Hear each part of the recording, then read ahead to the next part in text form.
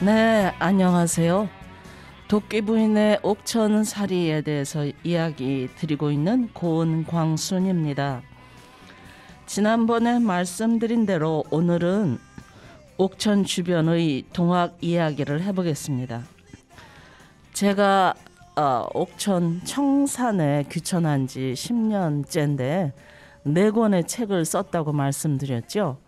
그 중에 처음 쓴 책이 동학소설이에요. 여성들 13서너 명이 모여가지고 팀 작업으로 동학 이야기를 각 지역별로 전라도, 충청도, 경상도 뭐 이렇게 다 나눠서 썼는데 저는 그 중에서 청산편과 보은편 2개를 썼습니다. 그것에 관한 이야기, 우리 옥천 주변에서 1800년대 말, 그러니까 지금으로부터 100년이 좀 지났죠. 그때 무슨 일이 있었는지 여러분들과 함께 이야기하려고 합니다. 우선 그 당시의 상황을 노래로 이렇게 표현한 게 있다고 하죠. 새야 새야, 그 노래 먼저 들어보고 시작할까요?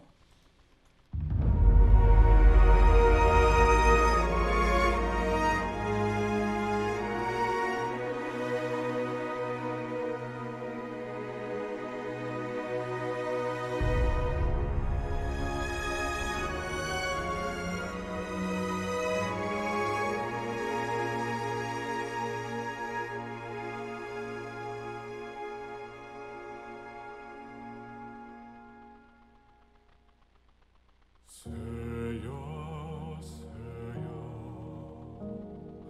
파랑새야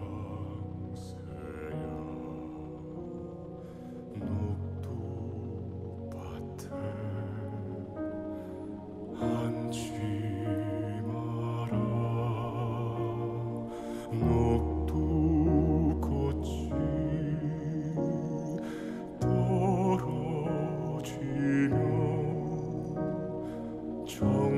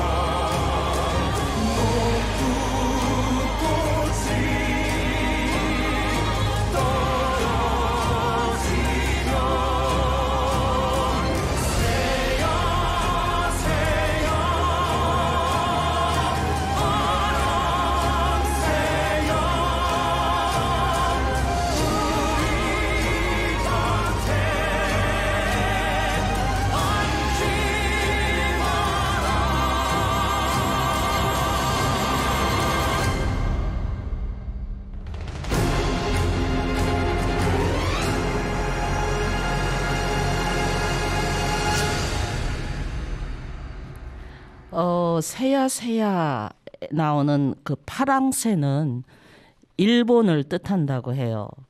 그리고 녹두밭은 농민들 삶의 터전을 얘기하겠죠. 그리고 청포장수는 조선의 민중을 뜻하는 것입니다. 그래서 외세가 농민들을 핍박하고 우리 조선 민중들이 힘들게 사는 그런 시절의 이야기를 노래로 표현한 건데요. 당시에는 지금 코로나로 우리가 굉장히 힘들어하지 않습니까? 그때는 더한 질병들이 역병이라고 하죠. 주기적으로 돌았다고 해요. 장티푸스니 뭐 홍역이니 마마 뭐 이런 것들 역병들이요. 그러면 그 당시 사람들은 굶주림도 굶주림이지만 속수무책으로 그냥 죽어나가기도 했죠. 거기다가 이제 수탈이 또 심해지니까 얼마나 힘들었겠습니까? 그리고 당시에 그 사회 구조라고 하는 게 신분제죠. 왕이 있고 맨 아래는 뭐 백정 중에서도 그 가족의 아내, 아이들은 더 바닥에 있죠. 그게 이제 수직 구조라고 우리가 표현하는데요. 위에서부터 아래까지가 이제 위계 질서가 확실하게 자리 잡고 있는 거죠. 그래서 상전이 있고 아래 것이 있고, 그래서 감히 아래 것은 상전을 눈 똑바로 뜨고 쳐다보지도 못하고, 그래서 당연히 그 차별을 당연한 것으로 받아들이면 뭐 그런 대로 또 그 고통을 견디겠지만, 불쑥불쑥 나는 왜 이렇게 살아야 되지? 왜 나는 날 때부터 아래 것으로 태어났지? 만약에 그런 불만을 가지고 있었다거나, 또는 겨우 힘들게 먹을 것을 농사짓고 장만해 놨는데 그것을 막 빼앗아 간다거나, 그러면 그 농민들의 분노는 대단했겠죠. 근데 제가 왜 이 동화학에 꽂혔던가 하면은 제가 첫 시간에 말씀드린 대로 제가 딸 많은 집에 막내딸로 태어나서 차별로 어린 시절을 울분으로 그렇게 자랐다고 하지 않았습니까? 근데 그래서 그 호주제 폐지 운동을 하게 되었는데, 그 호주제라고 하는 것이 일제시대에 만들어진 거예요. 그게 조선의 그 신분제도도 아니었고, 그래서 이 호주제가 왜 생겼고, 그 당시에 많은 사람들이 그 동학을 통해서 평등 세상을 꿈꿨을 텐데 왜 다시 이렇게 신분을, 남녀를 유별하게 아주 강하게 그 남녀 차별을 분명하게 해놓는 이런 제도들이 왜 생겼을까? 동학 시절에는 그 동학의 키워드가 뭐냐면 평등이에요. 그러니까 제가 조금 전에 말씀드린 대로 조선지 사회가 신분제 사회로 이렇게 수직 사회라고 하지 않았습니까? 그런데 동학은 완전히 그걸 90도로 눕혀버렸어요. 그래가지고 수평 사회를 만드는 거예요.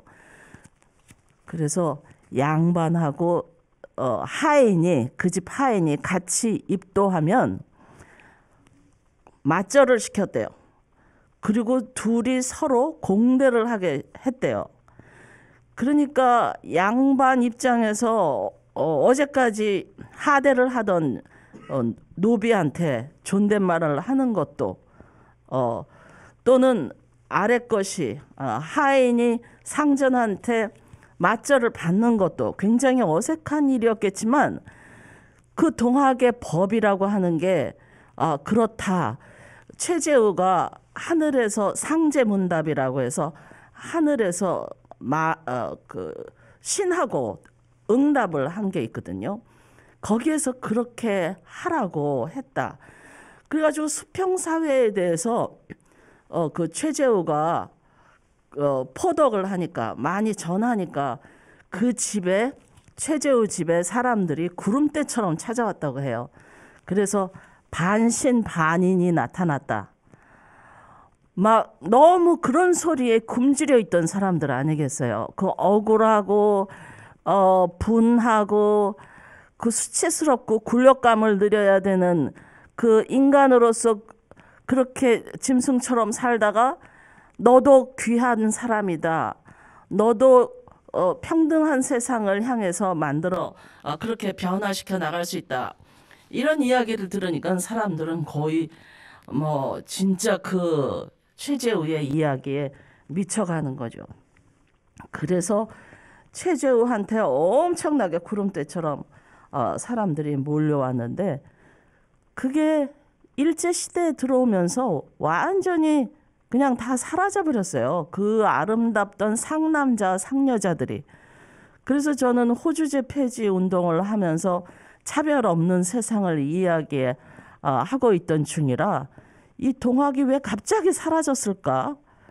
그런 것이 굉장히 궁금했던 차에 제가 사는 청산이 1894년에 갑오 농민혁명이 일어났을 때 본부가 있었던 곳이라는 거예요. 거기가 센터 자리였다. 그래서 제가 깜짝 놀랐죠. 그리고 센터 자리에 있었기 때문에 그 숨겨진 이야기들이 많이 있어요. 딸이 잡혀가서 그 청산에 있는 옥졸한테 결혼을 해가지고 낳은 아이가 있는데 그 아이가 옥천에서 굉장히 유명한 사람이에요. 여러분들 짐작이 가시나요? 정순철 동요제라고 있죠. 옥천에. 굉장히 유명한 동요제고 전국에서 아주 굉장히 귀한 어린이들의 동요제인데 그 정순철이 바로 해월의 외손자입니다. 청산에서 태어났어요. 저는 그런 사실들을 이제 어떻게 알게 됐냐면 도정환 의원 있죠. 장관도 하신 그 도정환 선생님이 청산중학교의 교사였었대요. 그래서 청산 주변에 있는 이야기들을 관심 있게 생각하고 있다가 기회가 됐을 때 정순철 평전이라고 하는 책을 내셨어요. 그 책을 제가 청산에서 집을 짓고 있는 2012년에 그때 제가 청산에 뿌리 내리고 있다는 이야기를 어떻게 들으시고 저한테 그 책을 보내주셨어요.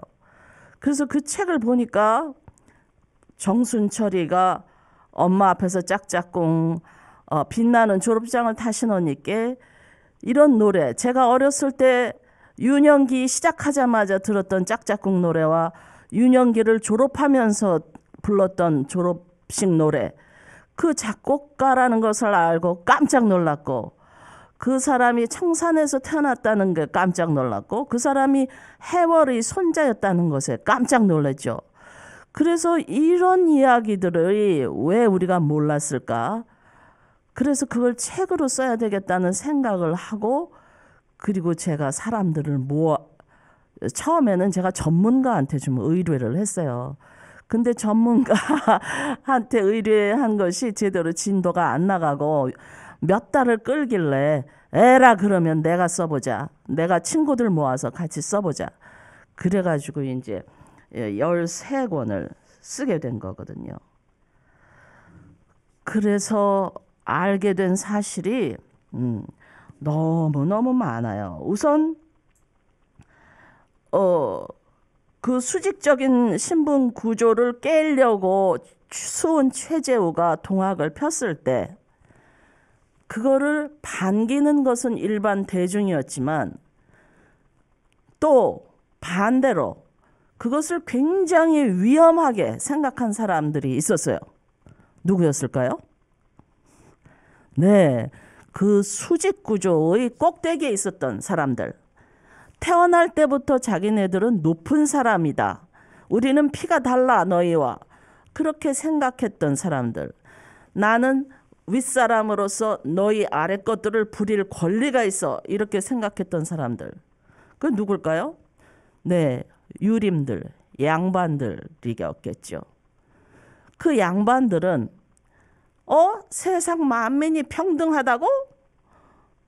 너도 귀하고 나도 귀한 존재라고? 그런 게 어딨어? 그래서 그런 이야기들을 전파하는 수은 최재우를 굉장히 위험한 존재로 보고 서로 간에 막 사방팔방 이렇게 통문을 보내고 중앙정부에 상소문을 올리고 막 난리법석을 쳐가지고 그 힘들게 득도해서 그 민중들에게 너희도 귀한 존재다 라고 하고 그런 수평적인 세상, 서로 존중하는 세상을 만들자라고 이야기하던 그 최재우를 바로 3년도 안 돼서 잡아다가 죽여버렸죠.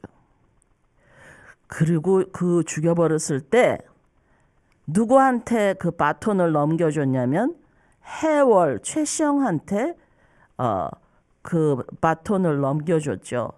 그래서 죽어가기 전에 직전에 해월에게 유언처럼 남긴 말이 있어요. 고비원주하라. 그 말은 뭐냐면 높이 나르고 멀리 뛰어라. 그러니까 무조건 잡히지 말고 나중에라도 그 뜻을 널리 펼쳐라. 뭐 이런 얘기죠. 그래서 최재우는 죽어갔지만 해월 최시영이 다시 이제 그 바톤을 이어받아서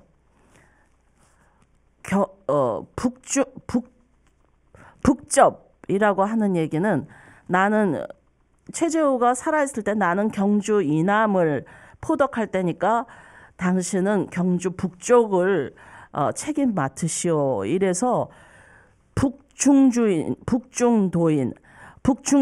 이렇게 그렇게 그 최재우가 부탁을 했거든요. 그러니까 최시형은 해월은 자기는 북접을 그때 북접이라는 이야기가 이제 나중에 그 전봉준과 해월이 이렇게 갈등하고 서로 반목했다 이래서 남접과 북접의 반목을 이야기하는 역사가들이 있는데 천만의 말씀이라고 이제 저희를 지도해 주신 지금 원광대 총장이신 박맹수 교수님은 그렇게 말씀하셔요. 천만의 말씀이다. 동학은 남접과 북접으로 갈리지 않았다. 왜냐하면 해월이라고 하는 거대한 산맥은 자기는 최재우가 남겨준 북주인이라고 하는 이야기, 경주 북쪽 북주인이라고 하는 이야기를 굉장히 사랑해서 북주인이라고 하는 말을 즐겨했고 남접이라는 말은 애당초 존재한 것도 아니었다. 그렇게 얘기하시죠. 그래서 해월은 그야말로 이제 2대 교주로서 전국을 다니면서 포덕을 하는데 우리가 동학하면 1894년에 동학농민혁명만 생각하지만 실제로 많은 이야기들은 그 해월이 바톤을 넘겨받아서 30년 가까이 1894년 그 전쟁 나기 전에 30년 가까이에 전라도뿐만 아니라 강원도, 경상도, 충청도 그 지역을 다니면서 설법했던 것들, 그 지역의 이야기들이 굉장히 많이 있어요. 그래서 저는 서울에 살 때 충청도는 멍청도라는 이야기를 들었거든요. 흔히 그렇게 얘기들 하잖아요. 말투도 느리고 흐리멍덩하고 그렇게 편견을 갖게 사람들이 말을 하는 경우들이 있는데 이 동학 역사를 보니까 충청도에 동학이 굉장히 많이 퍼져 있었고 해월이 가장 많이 머물렀던 지역이 충청도예요. 특히 단양이니 뭐냐 하는 그 지역에서 굉장히 오래 머물르셨고 혁명이 났을 때도 1894년 혁명이 났을 때도 보은 취해한 다음에 청산에 와서 1년 넘게 있으셨는데 이 청산을 비롯해서 보은 이 충청 북도 이쪽에 굉장히 많은 제자들이 있었어요. 제자들이.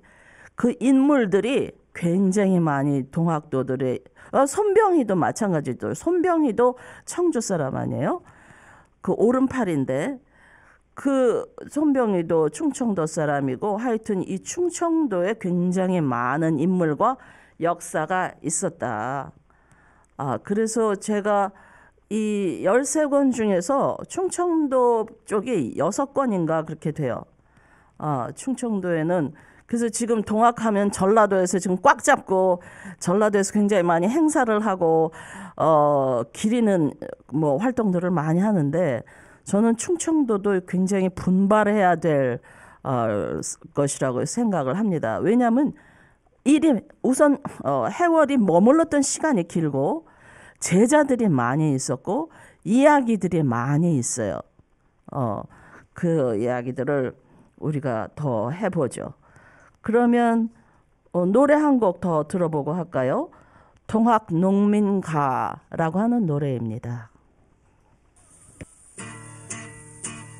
붉은 노을 하늘에 퍼져 빗박에서 음이 받쳐 모구간 잉개체가 높이 솟았다 하늘 부불리며 묻은 팔뚝에 붉어진 빛을 황토 벌판에 모여선 그날 윤호불도 누천년의 운이다 했다 농민들의 흐느낌이다 어른 강물 햇살에 잠겨 멍들림에 서름이 맞춰 초경척의 기치가 높이 솟았다 개벽고 울리며 들린 배를 움켜잡고서 죽장 들고 일어선 그날 태평국 경안가를 볼 것이다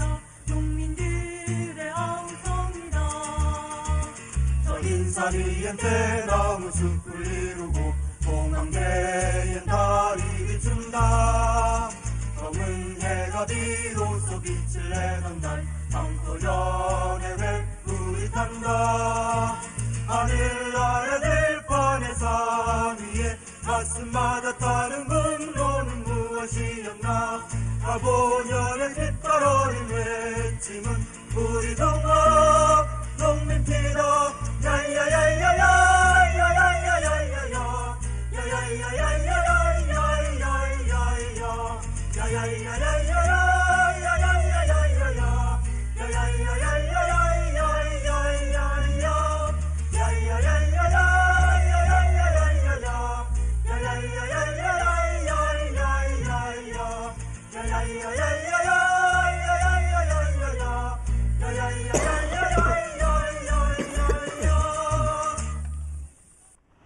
네, 척양, 척외, 보국, 안민 뭐 이런 얘기는 이제 교과서에도 나오는 이야기죠. 네, 동학의 핵심 가치는 흔히 우리가 인내천이라고 해서 사람이 곧 하늘이다 이렇게 알고 있죠. 그리고 시천주라고 하는 말이 있는데요. 시는 모시다라는 뜻이에요. 그래서 하늘을 내 몸 안에 모셨다 그렇게 얘기하죠. 그러니까 나는 굉장히 소중한 존재죠. 그런데 나뿐만 아니라 너도 그렇다. 그러니까 상대편도 가슴에 하늘을 모신 굉장히 소중한 존재다라는 생각을 했어요. 그리고 생명이 있으나 없으나 모두 하늘을 품고 있다. 실제로 파리 같은 구더기 같은 벌레, 지렁이 같은 그리고 꽃, 잎사귀, 나무, 새 그런 존재들을 보면 그것이 다 하늘의 조화로 생겨났죠. 그게 누가 공장에서 만들어낸 것도 아니고 어디서 갑자기 툭 튀어나온 것도 아니고 그것이 그리고 생명이라고 하는 것이 하나하나 뜯어보면 이건 참 경외로운 거거든요. 경외스럽죠. 그래서 그 하늘이 오묘하게 굉장히 공들여서 모든 것을 만들었다. 그래서 그것이 각각 다 소중하다라고 하는 생각을 했어요. 그런데 정말 그 조선시대 그 엄혹한 신분제 시절에 너도 나도 할 것 없이 양반이나 상민이나 천민이나 그런 구별 없이 다 소중하다, 귀하다라고 생각했던 거는 정말 혁명적인 것이었죠. 그리고 남자와 여자 마찬가지고 노인과 아이 마찬가지고 그것이 다 소중한 존재라고 하는 수평적으로 소중한 존재라고 하는 그 말은 지금 120년 지난 오늘날에도 우리가 그것이 해결되지 않아가지고 뭐 차별금지법이니 뭐 페미니즘에 대한 뭐 분쟁이니 뭐니 이런 게 뭐 지역차별, 학력차별 뭐 이런 이야기들이 많이 있잖아요. 근데 120년 전에 그런 이야기를 가지고 그 동학도들이 한 30% 정도 됐다고 해요. 30%. 그런데 나중에 그 신인간이라고 하는 동학이 나중에 이제 천도교로 바뀌지 않습니까? 일제가 침략하면서 천도교로 바뀌는데 그때 천도교에서 어린이 잡지도 만들고 부인 잡지도 만들고 신인간이라고 하는 잡지도 만들었는데 거기에 인터뷰한 것을 보면 그 동학을 공부했던 사람들을 어떻게 생각하느냐, 너는 동학에 대해서 어떻게 생각하느냐 물어보면 그때가 내가 가장 내 인생에서 행복했던 때다. 천국 천인을 보았다. 그 동학도들이 모여 있으면서 같이 공동체를 꾸리다 보면 그게 하늘나라 사람들이고 하늘나라라고 하는 그런 희열감을 맛본 거예요. 그 신분제 사회 속에서 그렇게 희열감을 맛봤다는 게 도대체 그 사람들이 어떻게 살았을까? 그거 굉장히 궁금하지 않습니까? 그런데 그 해월 최시영 선생님도 어떻게 얘기했냐면 그때는 일반 대중을 위한 교육기관은 없잖아요. 지금처럼 뭐 그 언론이 있고 뭐 이런 것도 아니고 그런데 최시영은 그 동학도들한테 외출하고 들어오면 반드시 손을 씻어라. 침을 땅바닥에 뱉고 나면 흙으로 덮어라. 그리고 찬밥과 묵은 밥과 새밥을 섞지 말아라. 뭐 이런 주의사항들을 늘 일상적으로 했어요. 그래서 역병이 들면 동학도들은 죽지 않았다고 해요. 역병이 들어도 동학도들은 얼굴에 빛이 났다. 흉년이 들어도 동학도들은 얼굴에 빛이 났다. 왜 그러냐면 그 동학의 또 다른 굉장히 중요한 말이 핵심 단어가 그 유무상자라고 하는 말이 있는데요. 있으나 없으나 서로 돕는다 이런 뜻이에요. 그래서 돈이 있으면 돈으로, 힘이 있으면 힘으로, 꾀가 있으면 꾀로 그렇게 그러니까 단순한 부자가 아니라 가난한 사람도 그렇게 자기의 에너지를 어떤 것이든지 도울 수가 있는 거죠. 서로를 위해서. 그래서 서로 돕는다고 하는 가치가 그 삶의 철학이 동학도들은 굉장히 널리 공유하고 있었어요. 그러니까 흉년이 들어도 같이 나눠 먹고 역병이 돌아도 서로 돌봐주고 그런 식으로 해서 그 굉장히 유명한 이야기가 있는데요. 보은 추회가 1893년에 있었어요. 보은에. 그 추회가 왜 있었냐면은 그 최재우가 억울하게 죽었고 그 뒤에 동학도들이 계속 탄압을 받으니까 동학도들을 탄압하지 말아라. 최재호를 그 회복을 시켜달라. 뭐 이런 요구들을, 그리고 동학도들 계속 이제 관리들이 수탈하고 못 살게 구니까 하지 말아달라, 이런 이제 그 상소문 같은 거를 올리면 그 관리들이 굉장히 무성의하게 돼버리죠. 그러니까 이 사람들이, 동학도들이 공주 추회, 뭐 무슨 추회 그래가지고 단체 행동을 하기 시작해요. 지금 촛불혁명이 뭐 서초동에서 광화문에서 모여가지고 단체로 무슨 항해를 하고 요구를 하듯이 그 시절에 그걸 했어요. 그런데 복합상소라고 해서 광화문에 가서도 그걸 했어요. 복합이라고 하는 거는 고개를 숙여서 엎드려서 그 광화문 궐문 바깥에서 엎드려서 상소를 한다는 건데, 몇 날 며칠을 단식하면서 그 주장을 했어요. 그러면 정부 고종은 너무 귀찮고 힘들잖아요. 그러니까 어떤 식으로 했냐면, 돌아가라, 집에 돌아가면 해결해 준다, 먼저 돌아가고 해산하면 들어주겠다, 이런 식으로 그 무마를 했어요. 그랬다가 이제 안 되니까 이 동학도들이 몇 번 속아보고, 그러니까 이제 요번에는 더 크게 모여보자. 그래서 1893년에 보은에서 모인 거거든요. 보은에서 모였는데 남자들만 모인 게 아니에요.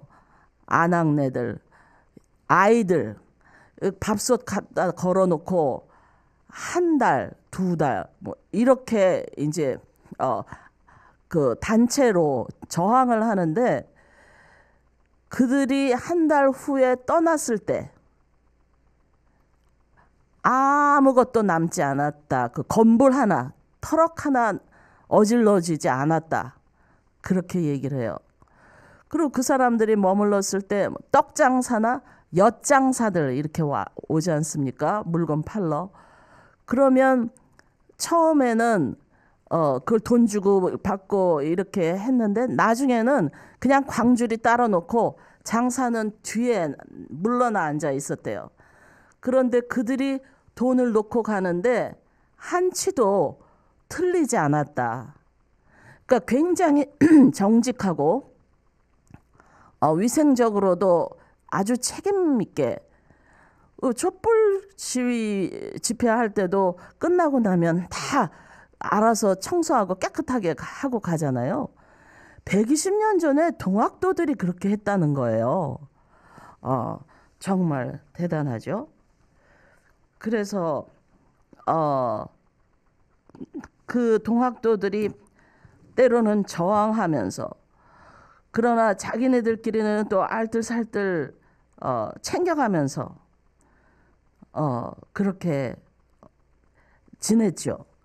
그러니까 동학이라고 하는 것은 이게 충청도에 널리 퍼져 있었고 강원도에 널리 퍼져 있었고, 이 시작은 경주에서 한 것이죠. 경주 쪽, 경상도 쪽에 널리 퍼져 있었고, 그리고 호남은 사실 해월이 뒤늦게 포덕을 시작해요.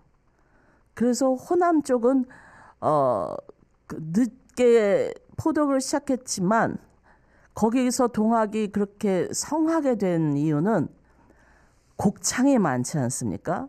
곡창, 쌀을 농사를 많이 짓는 것이죠. 그러니까 수탈도 심했어요. 지금이야 산업이 1차 산업, 2차 산업, 3차 산업, 4차 산업 이랬지만, 그 당시만 해도 쌀 농사라고 하는 게 거의 유일한 산업이죠. 1차 산업.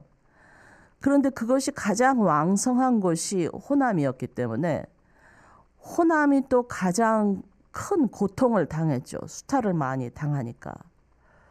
그래서 호남을 뒤늦게 포덕을 했지만 호남이 많이 그만큼 눌려 있었기 때문에 전봉준과 같은 그런 유능한 리더들이 또 열심히 포덕을 하는 바람에 아주 그 세가 강해졌죠.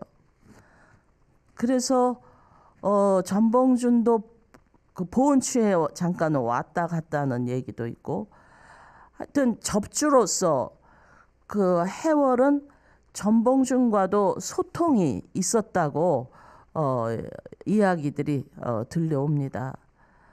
그래서 두 사람 사이가 뭐 갈등이 있거나 뭐 이런 대립되는 그런 관계는 전혀 될 수가 없는 구조죠. 왜냐하면 해월은 몇십 년을 리더로서 그 전국을 다 관장하고 접주들 그 사인해서 그 임명장을 내려주고, 임명장을 받은 사람 중에 한 사람이 전봉준이기 때문에 그 둘이 뭐 대립하는 관계에 있을 구조 자체가 그렇게 되지 않았죠. 근데 나중에 이제 전봉준이 먼저 잡히죠. 1894년 혁명이 일어났을 때 전봉준은 먼저 잡힙니다. 그리고 관아에 가서 일본 놈도 그 자리에 와서 신문을 해요. 취조를 하는데 전봉준한테 물어보죠. 너는 동학에 대해서 어떻게 생각하는가 하니까 전봉준이 뭐라고 대답하냐면, 나는 동학을 혹호했다라고 얘기하는데요. 가혹할 혹자거든요. 굉장히 심한, 나는 너무너무 좋아했다. 이런 뜻이죠. 그 동학이라고 하는 것이 그 당시에 농민들한테 어떤 가치를 주었는지 짐작할 만한 이야기예요. 그런데 이제 제가 그 옥천 청산편에서 쓴 이야기는 이제 최윤과 정순철 뭐 이런 여기에 집중을 해서 썼죠. 최윤은 해월은 부인이 셋 있었어요. 이거 뭐 바람둥이 아니야? 그런 게 아니고, 첫 부인이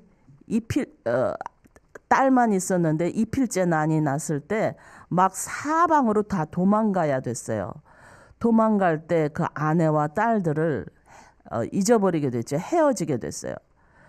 그러니까 이제 제자들이 몇 년 지나니까, 아이고 스승님 밥하고 빨래하고 누가 수발을 들읍니까? 그래서 이제 과부 하나, 아이 딸린 과부를 데리고 왔죠. 김씨 부인이라고. 첫 부인은 손씨 부인인데 둘째 부인이 김씨 부인이에요. 그 김씨 부인이 낳은 딸이 최윤이라고, 그 최윤이 1894년 혁명 당시에 17살이었어요. 청산현에 갇혀버렸죠. 인질로. 그래서 거기서 정주현이라고 하는 옥졸한테 성폭행을 당했겠죠. 그래서 늑가를 갔어요. 어거지 시집을 갔어요. 그리고 낳은 것이 정순철이죠. 정순철. 그런데 그런데 두 부부가 사이가 좋지 않았어요. 정순철은 바로 또 바람을 피워서 둘째 부인을 얻고, 최윤은 거기서 그 9살까지 정순철을 청산해서 기르다가 서울에 있는 가회동에 있는 그 손병희가 그 세 번째 김씨 부인이 이제 최윤의 어머니가 죽고 나서 또 제자들이, 손병희가 자기 누이가, 젊은 누이가 28살 난 누이가 청산 과부가 됐는데 갈 데가 없다. 그래서 스승님 거둬주세요. 그래서 이제 셋째 부인이 또 됐죠. 그래서 또 아들 둘을 낳고 했는데, 그러니까 손병희가 정순철의 그 아저씨 삼촌뻘 되는 거예요. 작은 아버지 뻘 되고, 손병희의 둘째 사위가 방정환인데, 그 방정환이 정순철의 오촌 아저씨 뻘 되죠.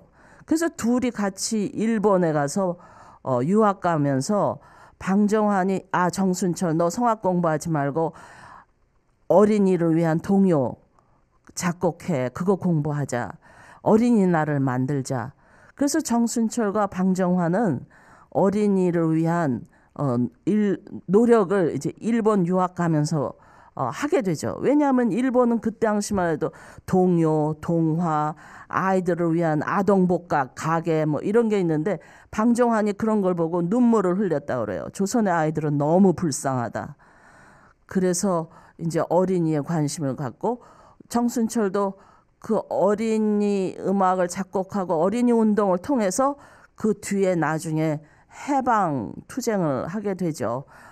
일제 시대에 들어와서. 네, 그렇게 이어집니다. 그러면 음악도 한번 들어볼까요? 죽창가. 네, 들어보시겠습니다.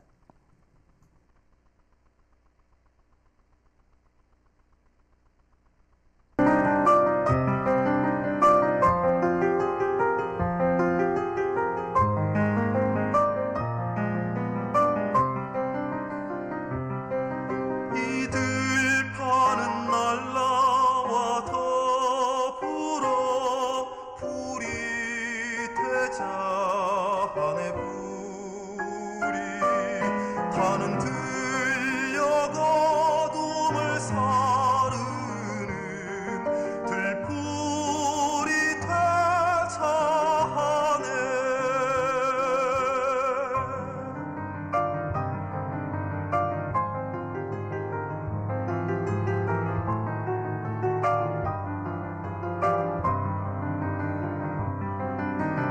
이둠에는 날라와 더불어 꽃이 되자 하네 꽃이 피어 눈물로 고여 발등에서 갈라질 녹두꽃이 되자 하네 산오른 날라와 더불어 새가 되자 하네 새가 아랫역 운역에서 울어 얘는 파랑새가 되자 하네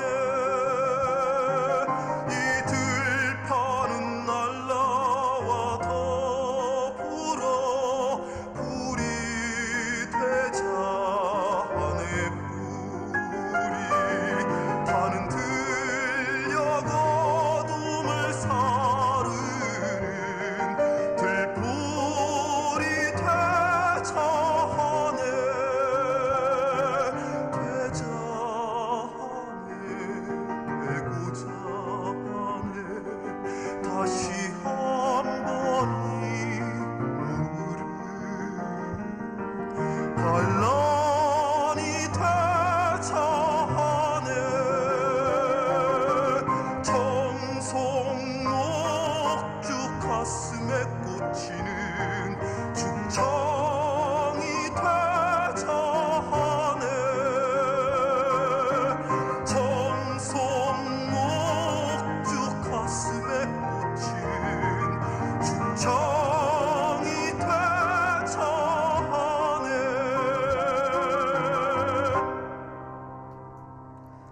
네, 죽창가 들으셨습니다. 우리는 동학하면 1894년의 그 혁명, 싸움, 그것을 동학으로 생각하기 쉬운데요. 실제로는 동학은 그런 투쟁이 아니고 득도하는 것이었어요. 그 도를 그러니까 수은이 죽고 나서 해월이 한 30여 년간을 포덕을 했는데 그 포덕의 중심은 우리가 모두 신선처럼 되어야 한다라는 것이었어요. 신선. 그래서 신선이 되는 공부들을 했어요. 그들이 외웠던 주문이 있죠. 주문. 시천주, 조화정, 영세불망, 만사지라고 하는 주문인데 그 주문이 사실은 그 당시에 굉장히 널리 퍼져가지고 골목마다 저녁이면 골목마다 그 외우는 소리가 집 밖으로 넘쳐났다 그렇게 얘기를 하는데요. 그 뜻이 뭐냐면 시천주 아까 말씀드린 대로 내 안에 하늘을 모셨으니 조화가 정해지고 영세불망만사지 죽을 때까지 잊지 않으면 만사를 알게 된다. 지혜를 얻게 된다. 이런 뜻이거든요. 그래서 그 해월도 그 해월의 부인들이 있다고 그랬잖아요. 그 부인들이 나중에 회고를 할 때 보면 자기 남편이 누워서 잠자는 것을 본 적이 없다고 해요. 해월은 새끼를 늘 꼬고 있었는데 만약에 일거리가 없을 경우에는 그 감았던 새끼줄을 다시 풀어가지고 다시 또 꼬았다고 합니다. 그 정도로 늘 손에서 일을 놓지 않았는데 그러면서 늘 그 중얼중얼 그걸 외웠다고 해요. 그 시천조 조화정 영세불망만사지 그 주문을 외웠다고 하죠. 나중에 다 잡혀가지 않았습니까? 그 전봉준이랑 1894년에 김계남 뭐 다 잡혀갔을 때 해월은 몇 년을 더 살아요. 해월은 다른 그 별명이 또 있었는데 최보따리라고 해요. 최보따리. 항상 도망갈 준비가 되어 있어요. 30여 년을 도망자로 살았어요. 해월은. 그래서 앞에 툭 트여서 앞에 무엇이 있는지 다 보이는 집, 그리고 뒤에는 항상 산이 있어서 만약에 잡으러 오면 산으로 튀어서 도망갈 수 있는 그런 지형에서 살았다고 합니다. 그리고 제자들은 그 근처에 앞쪽에 배치된 그런 집에서 살고 이동을 할 때는 항상 밤에 그 동네 사람들 눈에 띄지 않게 하여튼 굉장히 그런 은둔 생활을 오래 했는데 여차하면 튀려고 하는 그 보따리 안에는 경전 수은이 그 스승이 했던 말씀과 뭐 밥그릇, 숟가락 뭐 이런 것들이 있었겠죠. 그래서 항상 도망갈 준비를 하면서도 틈틈이 이제 설법을 하는데 제일 마지막에 행했던 설법이 경기도 이천에서 했던 향아설위라고 하는, 여러분들이 그거 교과서에서도 나오니까 아실 거예요. 그 말이 뭐냐면 나를 향해서 위패를 설치해라 이런 말이에요. 그래서 그 대립되는 말은 향벽설위라고 하는데요. 우리가 흔히 제사를 지낼 때 벽을 향해서 돌아가신 분들을 이렇게 모셔놓고 음식을 차리잖아요. 그런데 그 조상의 얼과 정신은 전부 나한테 있으니까 죽은 조상을 위해서 위패를 설치하고 제사를 지내지 말고 살아있는 나를 그렇게 귀하게 여겨라 라고 하는 뜻이에요. 근데 사실 저는 이게 호주지 폐지 운동을 할 때 제일 힘든 것이 그 남성들이 제사, 종친, 대입기 뭐 이런 거에 집착을 갖고 있는 거, 그것 때문에 제가 평등을 이야기하기가, 남녀 평등을 이야기하기가 너무 힘들었거든요. 족보. 그런데 그게 다 뭐냐면 남자만 씨앗이 있다는 무지 때문에 유지되는 것이 대입기와 족보를 귀하게 여기고, 그래서 남자 조상을 위해서 제사를 지내고, 그것이 여성을 도구화하고, 그것 때문에 차별이 21세기에도 해결이 안 돼서 여자아이들을 골라서 죽이고, 그런 것 때문에 너무 힘들었기 때문에 저는 120년 전에 해월이 죽은 사람을 향해서 제사 지내지 말고 너 자신을 향해서 위패를 세우고 너 자신을 위해서 상을 차리고 너를 귀하게 여기라 이렇게 말했다는 것을 듣고 너무나 깜짝 놀랐어요. 사실은 그게 n 플러스 n이 2n이 되는 게 이게 생물학적인 유전의 법칙 아닙니까? 그래서 어머니의 유전자와 아버지의 유전자가 내 안에 들어와 있으니까 사실 나를 귀하게 여기면 북에만 찾는 그 당시의 가부장적인 그런 문화, 옳지 않은 문화를 거부하고 해월이 나를 귀하게 여기라고 하는 것은 부모, 양계 모두 그 위에 조상들 다 모두가 내 안에 있다라고 하는 것을 알았다는 것과 그것으로 사람들의 그 잘못된 문화 관습을 이렇게 바꾸려고 했다는 것에 대해서 저는 정말 굉장히 놀라고 또 한편으로는 감사한 생각이 들었죠. 그래서 동학이라고 하는 것이 단순히 서와 동이 이렇게 대립되는 동서양의 그 학문이라는 게 아니라 동은 생명사상이라고 하는 것이 동이라고 하는 글자 안에 들어가 있다고 합니다. 그래서 생명 그 자체를 굉장히 존중했다.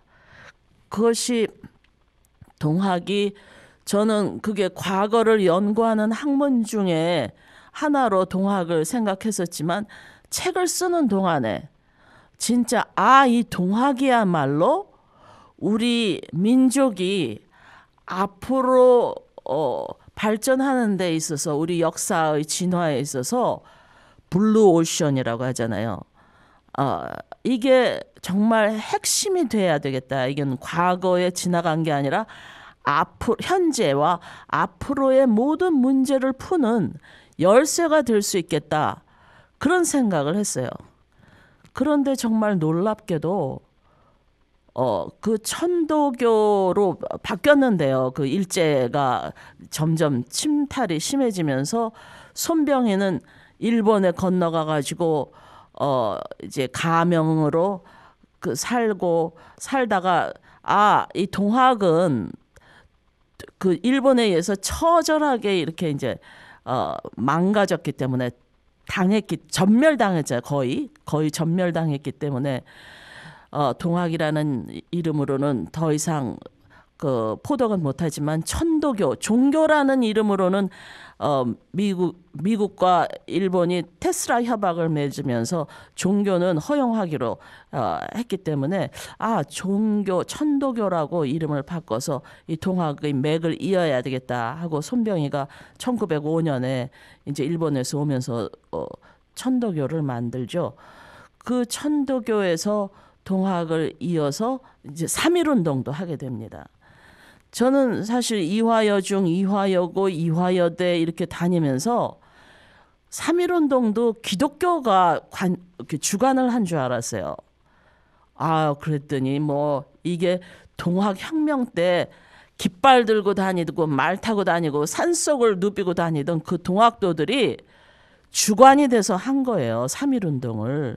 손병희가 그 가마 태우고 이 해월을 모시고 다니면서 그 인생 전체를 그 해월의 오른팔로 지냈거든요.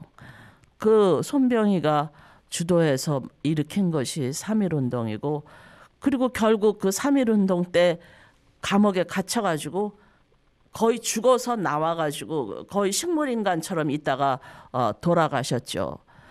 그래서 우리가 그 3.1운동 변절자 어쩌고저쩌고 하지만 사실 변절한 사람 많지 않아요. 옥에서 죽거나 나와서 죽은 사람들이 꽤 많이 있고 그 동학도들이 그 이후에 3.1운동 없었으면 어떡할 뻔했어요. 우리가 36년 당하면서. 그 뒤에 또 60만 세에도 관여하게 되고 계속 그렇게 한국 사회에 일제에 저항하는 그 핵이 되고 뿌리가 되고 그렇게 진화해 나갔죠. 그래서 그 천도교로 바꾼 다음에 천도교 청우당이라고 해서 당을 만들려고 했었어요. 젊은이들이 천도교. 그러니까 동학의 이제 2세대, 3세대들이죠. 정당을 만들려고 했는데 남쪽에서는 그게 실패했습니다. 그런데 놀랍게도 북쪽은 성공했어요. 그래서 천도교 청호당이 지금 현재 북쪽에 있습니다. 그래서 그거를 우리가 우당이라고 하는데요. 조선노동당 일당 독재 뭐 우리가 흔히 그렇게 얘기했지만 일당이 아니에요. 북에는 우당이라고 해서 버두자를 써서 한국의 그 여야처럼 이렇게 맨날 갈등하고 싸우고 뭐 이런 정당이 아니라 그 벗으로 있는 우당 해서 천도교 청호당이 북쪽에는 남아 있어요. 그리고 박근혜 때 이 남북 관계가 단절되고 뭐 그랬음에도 불구하고 그럴 때에도 북쪽의 청호당과 남쪽의 천도교는 팩스니 뭐니 해서 연결이 있었다고 합니다. 연락이 있었다고 해요.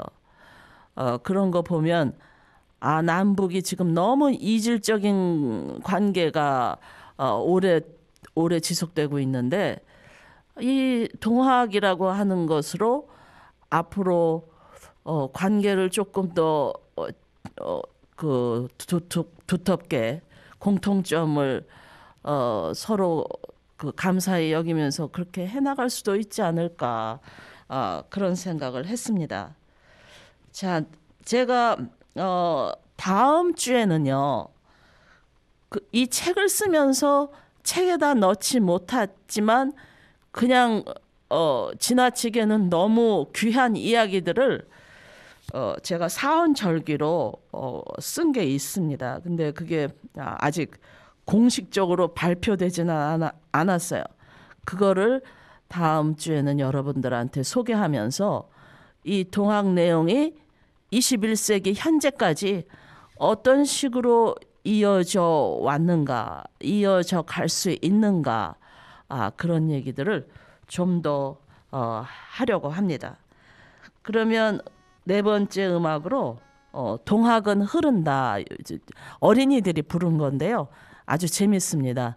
귀 기울여서 들어보시죠.